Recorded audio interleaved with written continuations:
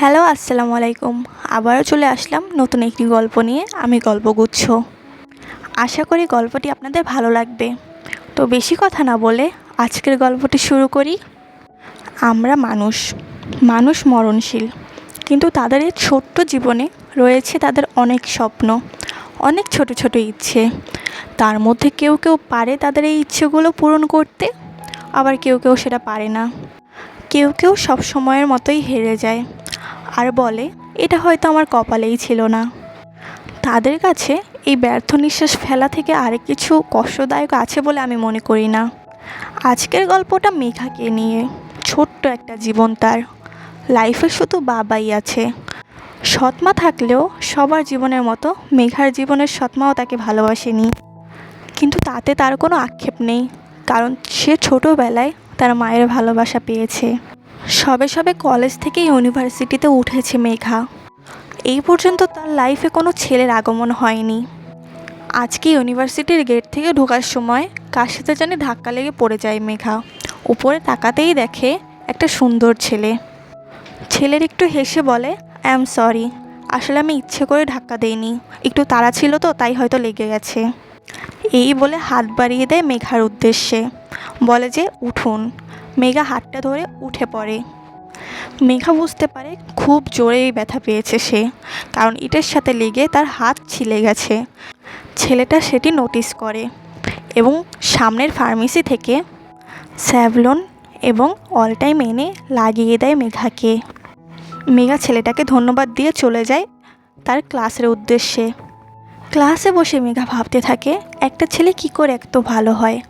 কেউ কেউ তো সরি পর্যন্ত বলতে চায় না, আর সে কিনা তার এত কেয়ার নিল। মেঘা নিজের মধ্যেই কল্পনা করতে করতে হেসে ওঠে এবং ক্লাস শেষ করে বাসায় চলে আসে। এরপর থেকে মেঘার যখনই ছেলেটার সাথে দেখা হতো তাদের মাঝে কথা হতো। ধীরে ধীরে তাদের বন্ধুত্ব হয় এবং তারা একজন ভালো বন্ধু হয়ে ওঠে। ছেলেটার নাম নিলয়। মেঘা বুঝতে পারে সে নিলয়ের প্রতি দুর্বল, কিন্তু সে মুখ ফুটে নিলয়কে এই কথাটি কখনো জানায়নি, শুধুমাত্র তাদের ফ্রেন্ডশিপ নষ্ট হয়ে যাবে বলে। কারণ নিলয় হলো বড়লোক বাবার একমাত্র সন্তান। বড়লোক বাবার একমাত্র সন্তান হওয়া সত্ত্বেও তার মধ্যে কোনো অ্যাটিটিউড নেই। নিলয়কে নিয়ে মেঘার মধ্যে ফিলিংস থাকলেও নিলয় শুধু মেঘাকে ফ্রেন্ডই ভাবতো, কারণ নিলয় অন্য আরেকজনকে ভালোবাসতো। সে সবসময় মেঘার কাছে সেই মেয়েটার কথা বলতো। মেঘা জেলাস ফিল করলেও সে কিছু বলতে পারতো না, শুধুমাত্র তাদের এই বন্ধুত্বের কারণে। দেখতে দেখতে 1 বছর কেটে যায়। আজকে নিলয় 3টি লাল গোলাপ কিনে এনেছে।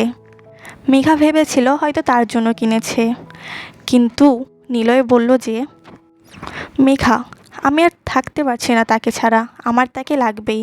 আমি তাকে আজকে প্রপোজ করব, আর যে করে হোক তাকে নিজের করে নিব। মেঘার কথাগুলো শুনে খুব বেশি কষ্ট হতে থাকে, কিন্তু মেঘার কিছু করার নেই। তাই সে হেসে নিলয়কে বলে, যা তুই প্রপোজ করে দে।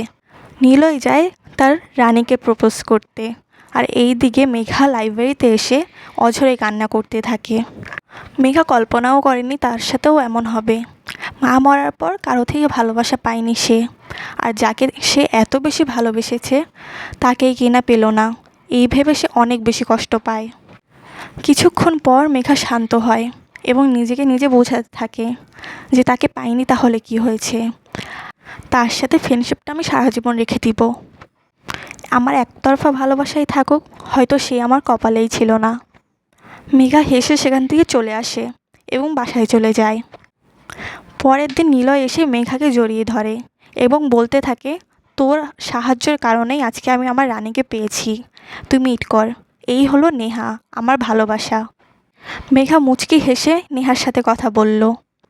নিলয় বলল, মেঘা, আমি চাই না ওকে হারাতে, তাই আমি ফ্যামিলিকে বলে কিছু মাসের মধ্যে ওকে বিয়ে করব, কারণ ওকে হারালে আমি বাঁচব না রে মেঘা। মেঘা মিথ্যে হাসি মুখে টেনে, হ্যাঁ, জলদি বলে দে, তোদের ভালোবাসা তো পূর্ণতা পাক, আর আমাকে বিয়ের দাওয়াতটা দিস কিন্তু। নিলয় মেঘার কথা শুনে অনেক খুশি হয় এবং তাকে বিদায় দিয়ে চলে যায়। দেখতে দেখতে নেহা এবং নিলয়ের বিয়ে হয়ে যায়। মেঘা তার একতরফা ভালোবাসা নিয়েই অনেক ভালো ছিল, কিন্তু সময়ের সাথে সাথে মেঘারও বিয়ে হয়ে যায় কোনো এক লোকের সাথে। এইভাবে প্রায় 6টি বছর কেটে যায়। তারা দুজন ভালোই ছিল তাদের সংসার নিয়ে। একদিন হঠাৎ মেঘা দেখে নিলয় সামনে। মেঘা নিলয়কে বলে, কেমন আছিস তুই? নিলয় বলে, খুব ভালো আছি। তুই কেমন আছিস? এখানে কি করে? মেঘা উত্তরে বলল, এই তো একটু কাজে এসেছিলাম। আমিও ভালো আছি রে।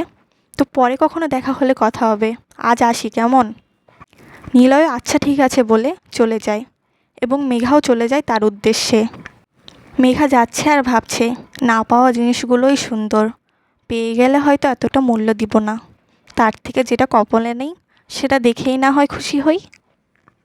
আমি যাকে পাইনি সে হয়তো আমার কপালে ছিল না, কিন্তু যে তাকে পেয়েছে সে হলো সবচেয়ে বেশি ভাগ্যবান। আজকের গল্পটি এই পর্যন্তই। আশা করি গল্পটি আপনাদের ভালো লেগেছে। নতুন কোনো গল্প নিয়ে আবারও চলে আসব আমি গল্পগুচ্ছ।